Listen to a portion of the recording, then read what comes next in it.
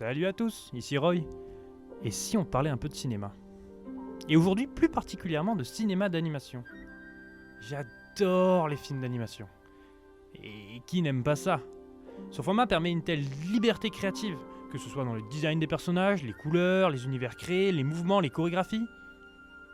En partant de rien, on a un terrain de jeu illimité. Tant d'œuvres marquantes et différentes, que l'on regarde encore aujourd'hui avec plaisir, nous proviennent de ce format, souvent considéré pour les enfants, et c'est plus ou moins vrai selon les studios. Mais en tout cas, s'il y en a bien un qui n'a jamais eu cette réputation, ou qui ne l'avait pas auparavant, c'est bien Pixar Animation Studio.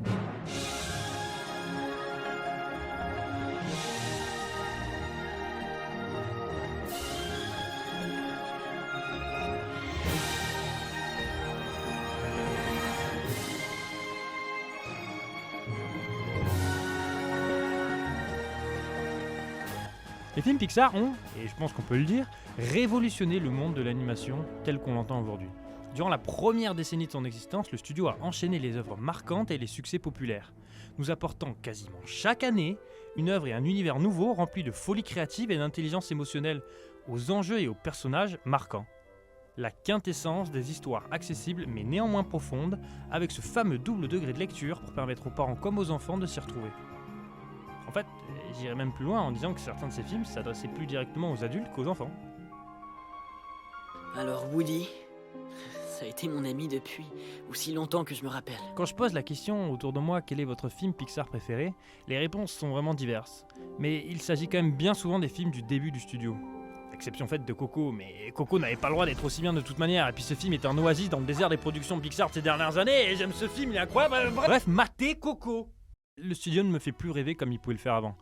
Depuis Cars 2, qui a été un accident industriel, et à raison, cette suite n'avait aucune raison logique d'exister, on le rappelle, hein. Seul Vice Versa et Coco m'ont permis de renouer avec le Pixar que j'attendais. Le niveau d'excellence que le studio a lui-même mis en place, et qu'il peine aujourd'hui à atteindre. Pixar s'est concentré sur des suites, parfois en changeant brutalement le ton de l'univers, et ces films n'ont en général pas réussi à reproduire l'impact du premier. Je suis globalement sorti de ces films en me disant ouais. Et je pense que celui pour lequel ça m'est apparu le plus évident a été Les Indestructibles 2.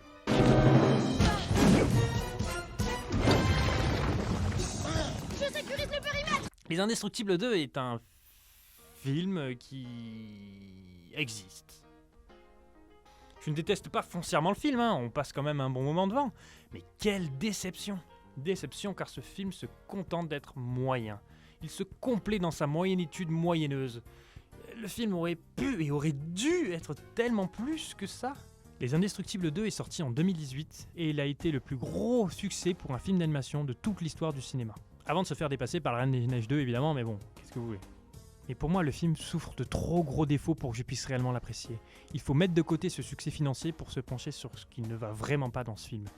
Et voilà pourquoi aujourd'hui, j'avais envie de vous parler des Indestructibles 2. Pourquoi les Indestructibles 2 ne fonctionnent pas. Si quelqu'un est capable de le... Les Indestructibles est un film de super-héros. Et l'intelligence de Brad Bird et de son équipe, lors de la création du premier film, a été de designer les personnages en fonction de leurs super-pouvoirs, et leurs super-pouvoirs en fonction de leur personnalité. Chaque personnage a un caractère, un design et un super-pouvoir qui sont liés. Monsieur Indestructible, par exemple, est indestructible. Et cela se voit dans son physique, à la musculature imposante, ce corps en V complètement irréaliste pour un simple humain, mais qui colle pour un super-héros. Il a le physique d'un gros rocher, d'un frigo, d'un énorme placard, enfin bref, ce que vous voulez quoi. Mais ça correspond à son caractère. Il est difficile de lui faire changer d'avis, il est buté et têtu, et une fois lancé, rien ne l'arrête. C'est quelqu'un qui doit être sur le devant de la scène et qui aime se faire remarquer, et à cela correspond son physique. Elastigirl est, elle aussi comme son nom l'indique, élastique. Elle est beaucoup plus souple, que ce soit littéralement dans son physique, que mentalement dans son caractère. Voyez là le génie de ce film. Elastigirl est beaucoup plus souple. Elle arrive à faire des concessions, elle accepte les situations telles qu'elles sont. Elle arrive à faire passer son propre bien après celui de la famille. Le personnage entier est basé sur le fait de ne pas faire de vagues et d'arrondir les angles. Sa personnalité transpire à travers et son design et son nom. Prenons Flèche, le petit garçon. Son super pouvoir, l'ultra vitesse, se comprend, si jamais son nom ne vous suffit pas, aussi par son design. avec ses cheveux jaunes ébouriffés, tirés en arrière, rappelant l'effet de vitesse, l'éclair, la vitesse du son. Cela colle parfaitement à son côté hyperactif et foufou, qui fonce tout droit sans être précautionneux, comme le sont souvent les petits garçons de son âge. Et enfin, Violette, qui je pense est mon design préféré du premier film, son super pouvoir d'invisibilité n'est que le reflet de son extrême timidité, tout comme ses cheveux noirs derrière lesquels elle se cache dès qu'elle le peut. Son design, son super pouvoir et son caractère sont liés. Et pour autant, on devine qu'au-delà de cette première impression, elle cache d'autres choses, un côté très protecteur et empathique, notamment envers son petit frère, que l'on découvre en même temps que son pouvoir, un bouclier, symbole de protection à la couleur violette, et dont on pouvait soupçonner naturellement l'existence via le nom du personnage. Violette, toi aussi, jeune fille. En définitive, les super pouvoirs des personnages ne sont que leur personnalité poussée à l'extrême. Et cette idée est géniale, c'est juste génial. Mais dans Les Indestructibles 2, on ne retrouve pas ça. Tu n'as pas le même copyright que moi. Les Indestructibles 2 ne nous apportent pas énormément de nouveaux personnages. Les deux principaux sont les humains, frères et sœurs, Devon, et leur design, hormis le côté « je suis riche car je porte un costard ». Et ouais, j'ai un look décontracté, faussement gothique sur les bords. La caractérisation de ces personnages est beaucoup plus difficile et doit nécessairement passer par le dialogue. Au final, on retient de lui qu'il il a de l'argent et qu'il existe. J'ai plus son nom, donc on va l'appeler Mec, je ne Danger. suis pas du tout d'accord. Mais nous n'allons pas rentrer dans ces considérations. Et on retient d'elle qu'elle adore les ordinateurs, ouais, et qu'elle est un peu mystérieuse et bizarre. Et je vais l'appeler Helena Bonham Carter pour des raisons évidentes. Putain, les mecs, faites un effort, ça commence à se voir là. Et je m'en veux assez pour que tu n'aies pas besoin d'insister. Ok, je sais ce que vous allez me dire. Ce sont des humains, et les humains dans le premier film avaient aussi des looks normaux. Compare donc des super avec d'autres super. Et oui, effectivement, ça se tient. Mais voici les nouveaux super-héros que l'on nous présente dans Les Indestructibles 2. Qui ont d'ailleurs au passage un total de 3 répliques chacun, sauf elle là. Et sa scène d'introduction n'est pas le meilleur moment du film, on va dire. Je suis... bon, alors... Ils ont tous l'air d'avoir une personnalité et des designs, hein, mais le film préfère nous montrer directement leur pouvoir dans une scène qui sonne trop exposition, déballage pur. Et le seul dont on ne voit pas le pouvoir, je dois vous avouer que je ne savais pas ce qu'il était capable de faire. Genre, c'est quoi son super pouvoir, genre, vraiment? Genre, il peut tirer la langue comme un crapaud, il peut sauter super haut, il croasse. Mais de toute manière, ces personnages sont anecdotiques au possible dans le film. Ils doivent avoir 3 phrases maximum chacun. Il n'y a que Vortex qui soit un minimum utilisé, et encore, avec une telle possibilité de pouvoir, le film reste tellement chiche au final. Arrête de vouloir créer un petit vortex pour envoyer Elastigirl sur l'avion. Crée un vortex autour de l'avion. Fais des trucs impressionnants, s'il te plaît, film. Utilise tes concepts. Je veux dire, Frozen et Monsieur Indestructible essaient pendant 10 minutes de changer la trajectoire d'un bateau. Et toi, tu peux créer des vortex. Mais crée un vortex devant le bateau et change la direction. Oh. Les amis, je vous abandonne. Je suis épuisé.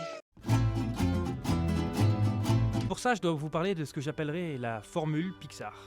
Pixar a une formule bien à lui que le studio a utilisée dans la majorité de ses films. Les plus anciens comme les plus récents d'ailleurs. Oh, je plaide coupable. Dans un film Pixar, l'enjeu est bien souvent le même, retourner chez soi. Le chez soi est parfois littéral, un véritable retour à la maison, et parfois beaucoup plus métaphorique. Il s'agit d'un retour à une situation antérieure dans laquelle le personnage se sentait beaucoup plus à l'aise, bien. Partons de là, on suit des choses qui ne sont pas censées parler mais qui parlent, des insectes, des jouets ou même des voitures. Et généralement, les personnages principaux sont 2. Qu'ils soient d'ailleurs amis ou inconnus. Ils vont apprendre à se connaître et à se dépasser pour retourner à leur maison, métaphorique ou littérale. Et boum, voilà ce que j'appellerais la formule Pixar. Le héros, pour lequel tout va bien en apparence, finit par perdre son chez-soi, sa maison. Il cherche donc à y retourner, et sur le chemin, il sera accompagné ou rencontrera son coéquipier.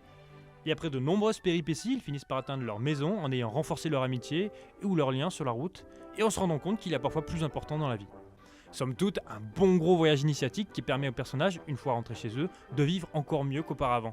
Mais au milieu de tout ça, arrivent les Indestructibles.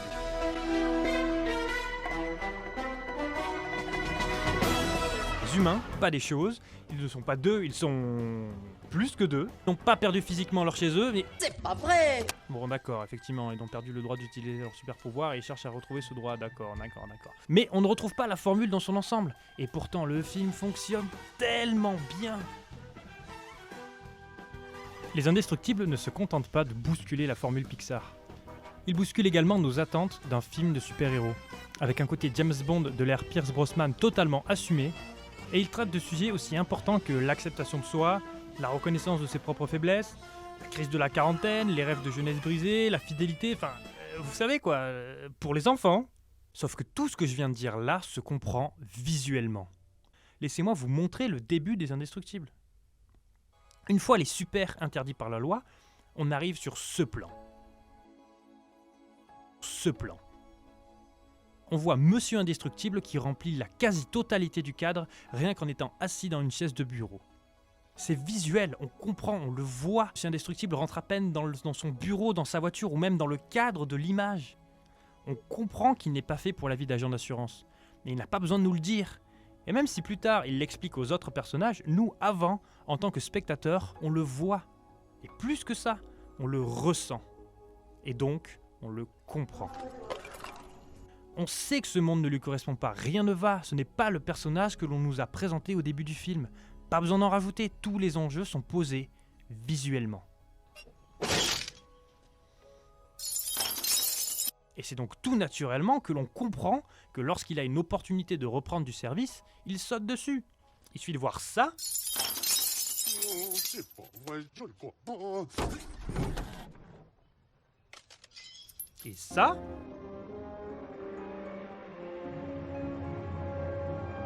Et on comprend les raisons qui pousseraient ce perso à mentir à sa famille pour atteindre son but. Non pas qu'on soit d'accord ou que ce soit moralement des bonnes raisons, mais on les comprend puisqu'on les a ressenties. Dans Les Indestructibles 2, Elastic Girl nous explique pendant un dialogue, bien écrit au demeurant, mais pendant un dialogue qu'il ne faut pas utiliser nos super pouvoirs. Les super-héros sont hors la loi. Je ne sais pas si c'est juste ou pas, c'est la loi. Dans notre tête, l'idée que l'on a d'Elastic Girl au début de ce film est donc qu'il ne faut pas utiliser de super pouvoirs, il faut s'adapter. Le monde est tel qu'il est. C'est à nous de nous adapter. Ce qui était en soi déjà l'idée qu'on avait d'Elastic Girl au début du premier, mais même si on pouvait croire qu'elle avait évolué, le deuxième film nous dit que non. Bien, non. Ok, très bien, soit. Et puis on a une scène où il nous explique avec des images, tel le plus classique des PowerPoint, qu'il faut réhabiliter les super-héros et que pour cela, on a besoin d'Elastic Girl et qu'Elastic Girl sauve du monde en utilisant ses pouvoirs en public. Et Elastic Girl accepte. Comme ça. L'explication pour qu'Elastic Girl soit choisie tient debout. Si l'on veut réhabiliter les super, il faut quelqu'un qui soit beaucoup plus souple et tendre dans sa manière de faire qu'un Monsieur Indestructible par exemple. Donc on comprend pourquoi elle est choisie. Mais on comprend difficilement pourquoi elle, de son côté, elle accepte. On n'y croit pas. Il nous faut donc une deuxième scène de dialogue immédiatement après pour nous expliquer encore la psychologie du personnage. Et ça fonctionne dans l'absolu, mais c'est beaucoup moins viscéral.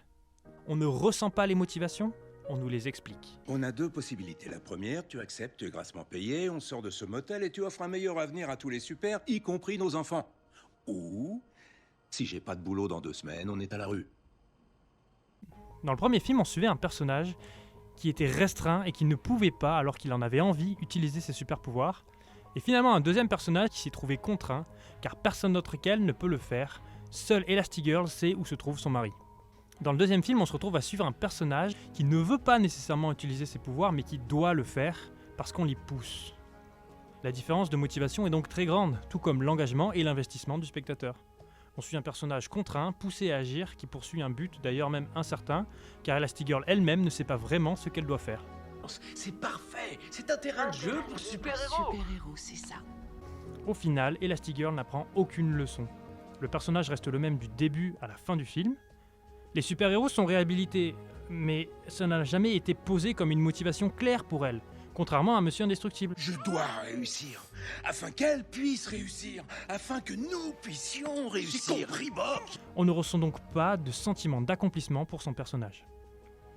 Il y avait des phases pendant lesquelles je souhaitais que la partie concernant Elastic Girl se termine pour que l'on puisse retourner à ce qui est véritablement intéressant dans ce film.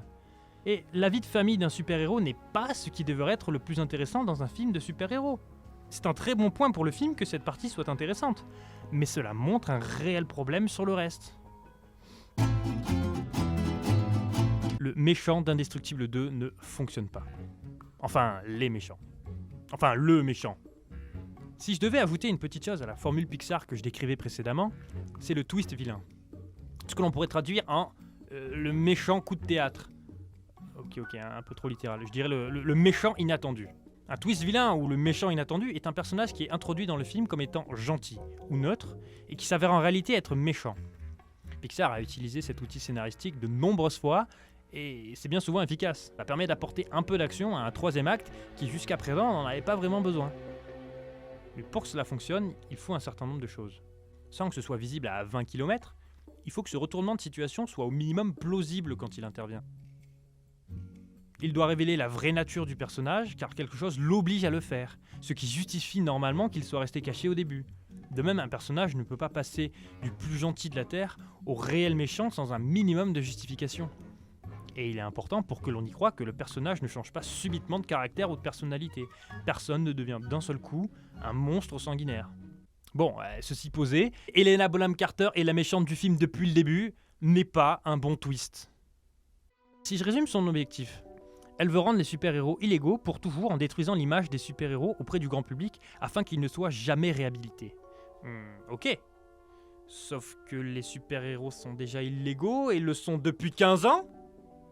Le film nous montre également que l'opinion publique n'est pas, mais alors pas du tout, en faveur des super, contrairement à ce que la fin du premier film pouvait nous laisser croire. Mais bon, ce film prend un malin plaisir à déconstruire le premier pour essayer de créer ses propres enjeux. Si vous n'aviez rien fait du tout, l'incident aurait été traité suivant les modalités habituelles. Et alors, vous auriez préféré qu'on ne fasse rien? Ah ça oui, on aurait préféré.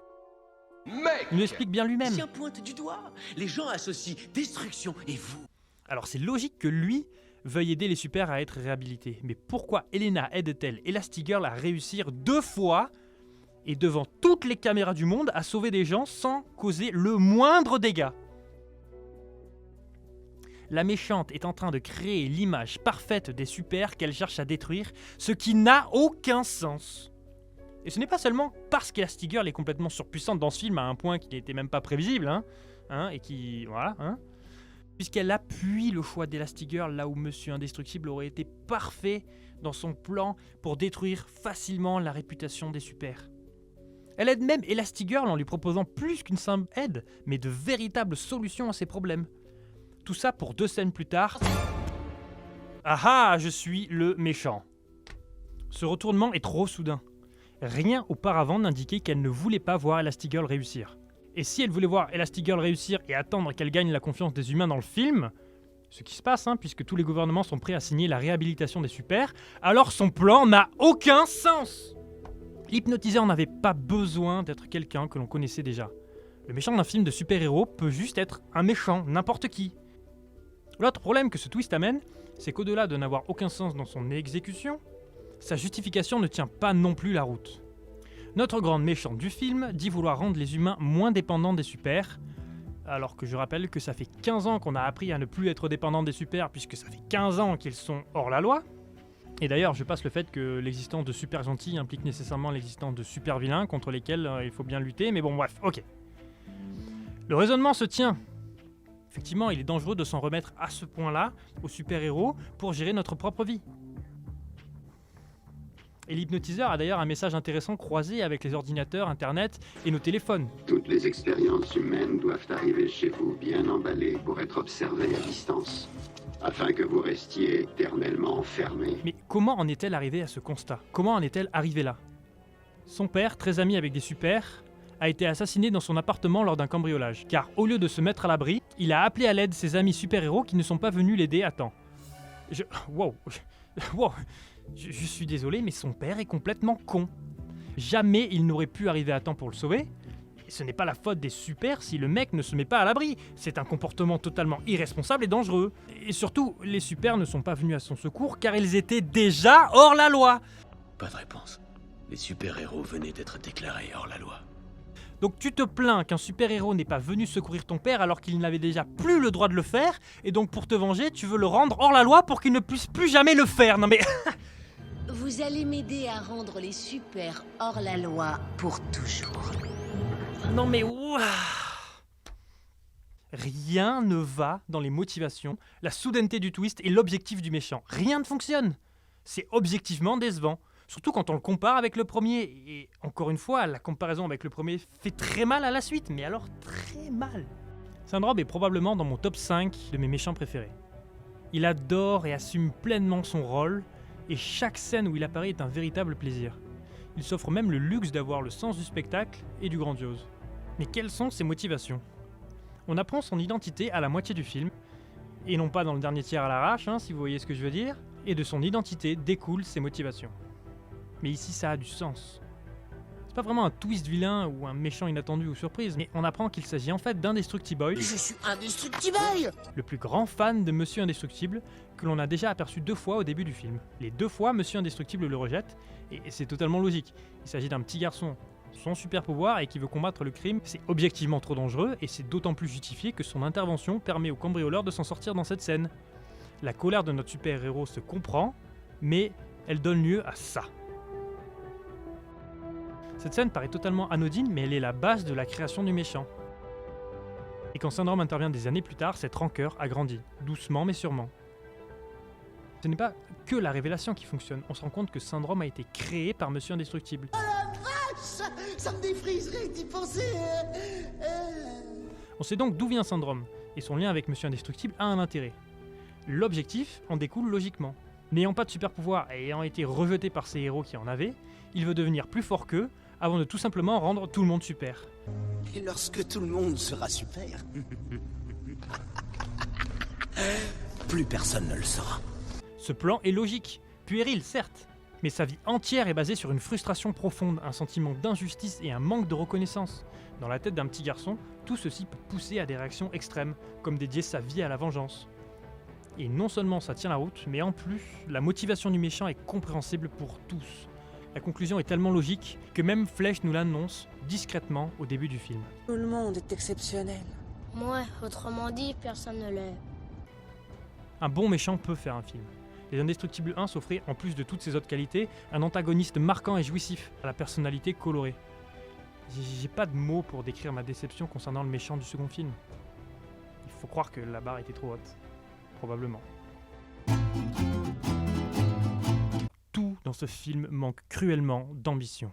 Les scènes d'action du second film se ressemblent toutes ou manquent d'ambition. Non pas dans les chorégraphies, dont je reconnais volontiers la qualité, mais il s'agit soit d'Elastigirl qui poursuit un train dans une ville, dans une ambiance crépusculaire orange-rose, puis Elastigirl qui poursuit un hélicoptère dans une ville, la nuit. On poursuit le méchant dans un couloir, ce combat se passe dans le noir, il y a cette bagarre dans les couloirs d'un bateau. Quand je pense au premier film, je repense immédiatement au premier affrontement entre Monsieur Indestructible et le robot, qui commence d'abord dans une jungle verdoyante au possible, et qui s'achève au cœur d'un volcan à quelques mètres de la lave en fusion. Et cette évolution de la couleur montre l'évolution du risque au fur et à mesure du combat. Je repense à ce pur moment de bravoure quand Flèche est au milieu de la jungle et finit par courir sur l'eau, zigzagant entre les rochers avec un grandiose incroyable. La famille affronte des sortes de vaisseaux volants qui ont des scies autour d'eux au design unique. Dans le premier, on a même le décollage d'une fusée.